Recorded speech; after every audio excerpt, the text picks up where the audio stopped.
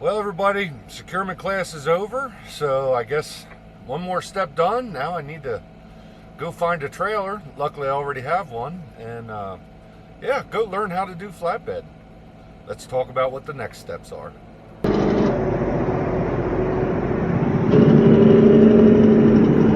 Well, I got one of these here hard hats and a book.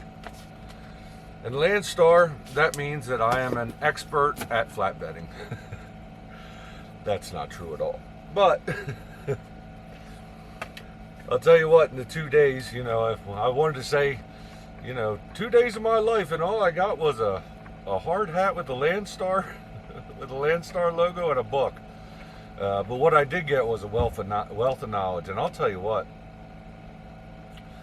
knowing what I know now, even with all the YouTube, videos I've been watching about securement and everything else, knowing what I know now, I am scared for the people that go out there and do flatbed without, without some kind of securement class, or, at least reading the book or something. I've heard there was actually one guy that was in our class who had previously worked for a flatbed company, but he said himself, I never had any real training, and he didn't know half the things that we were being taught there. So really a great class. It was taught by quite a character. Pete is quite a character. This guy has been around the block 100 times as far as heavy haul goes, and now he's an instructor. But the old saying, those who can do and those who can't teach. And that is not the case with him. He was brought in late. He actually said he was brought in when his wife had an illness and he was going to get off the road, and they made him an offer to teach this class. But he is just, so much information. The class was fun. With some hard work, I got to learn a lot.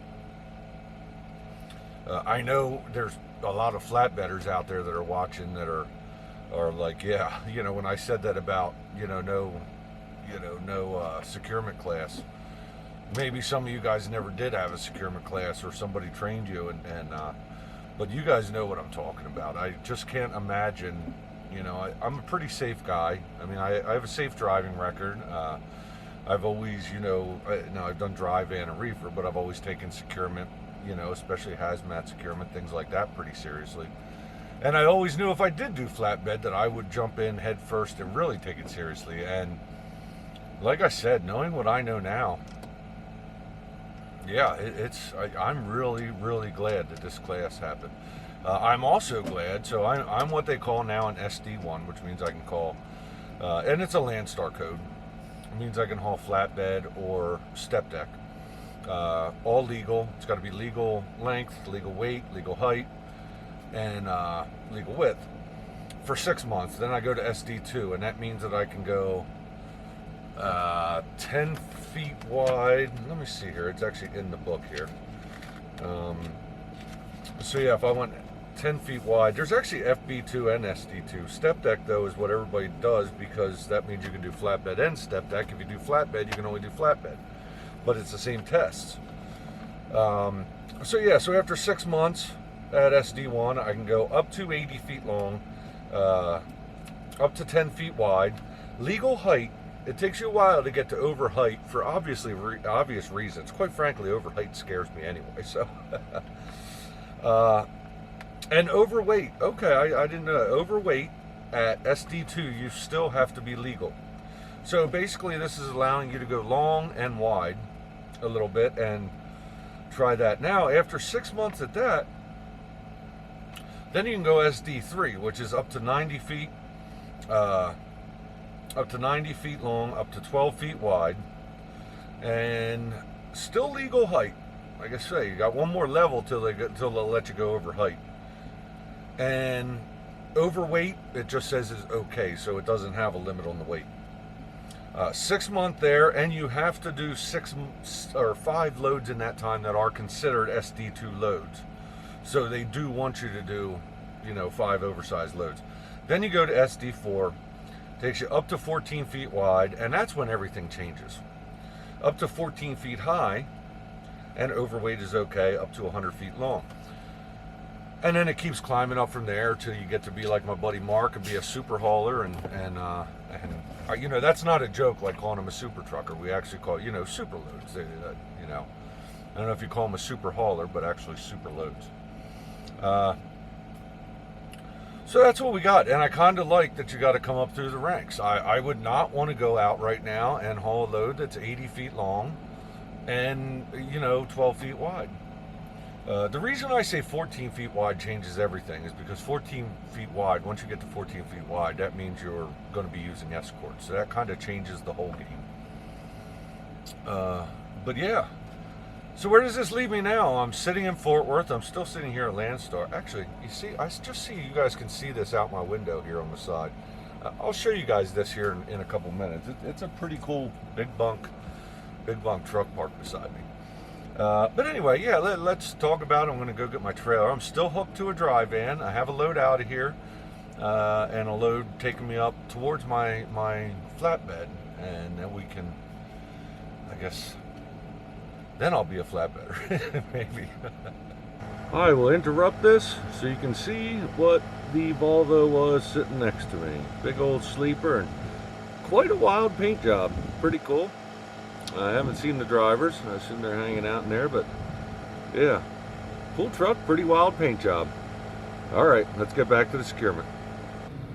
So I got a load out of, I'm right here at Fort Worth, right at the like Irving line.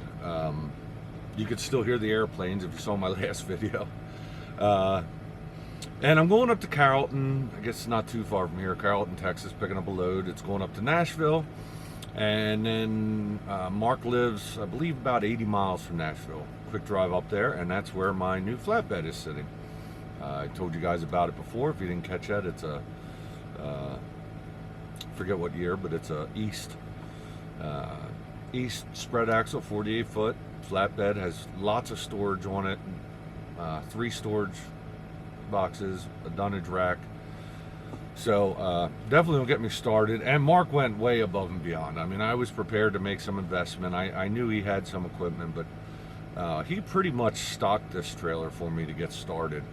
That initial investment that's really a burden to somebody who's starting out, you know, to have to make that investment. I mean, spend money to make money, but Mark really took a lot of stress off, because it probably, to do the minimum, probably would have cost $2,000 to $3,000 to have what I need. And because Mark's been doing this so long, he's equipping the trailer with a lot of them things. And so that's really appreciated. But yeah, so I'm going to go get that trailer in 2 days. And but I wanted to do this video because I said I would do a follow-up afterwards. And yeah, that's it. I met some really cool people here, including somebody who watches the channel. Jim watches the channel, and he's a great guy. We got to know each other pretty well, and he's actually a retired, and I didn't put it all together till later, retired pilot, right, Jim? Please comment below so I can get this straight when you see this, but I believe he was either retired, whatever it was, he did flight, so I assume he was a pilot. But you said you were stationed in Savannah since '92. I know you did multiple tours in Iraq, overseas. But does that mean you just did 30 years in the service? I know you said that trucking was just kind of something you wanted to do because trucks are a passion, but man, he was a great guy. He's here at the class. He's got a nice W900, nice red W900 with a studio sleeper he's going to be driving, and I'm sure that's on top of a pretty awesome pension that's probably well deserved if you just did 30 years in the service. But it was nice to meet you, Jim. But yeah, please, you know, go ahead and brag a little bit in the comments. Tell me what you, you know, your rank, what you did, and because we were really focused on the securement aspect of everything. You know, we were there to learn, and we did. I just a wealth of knowledge. It was great. Thank you to Pete, our teacher. Thank you to everybody who was in the class with me. We really worked together on some of the stuff, and it was just a great time. But well, let's hurdle over. When I get my trailer, it's going to be Thursday, the 22nd, December, and I'll then be 700 miles from home. So if I can get a load on Friday, I'll take one and go home. If not, the trailer's going home because it's Christmas time and I've been out here a while and it's time to go home. But Hey, thanks for watching this, guys. Feel free to comment. Promise you the videos will be more fun in the future. I just wanted to update everybody that's following this flatbed, this flatbed journey of mine. As I've said before, flatbed, step deck. I intend to get into some oversized stuff here in the future, and really looking forward to it. But hey, thanks for watching again, guys, and I'll catch you on the next one. I believe the next one you'll see me getting the new wagon and everything, and I got a couple trucking companies I'm working on for those of you guys that really love the trucking companies. And yeah, thanks a lot.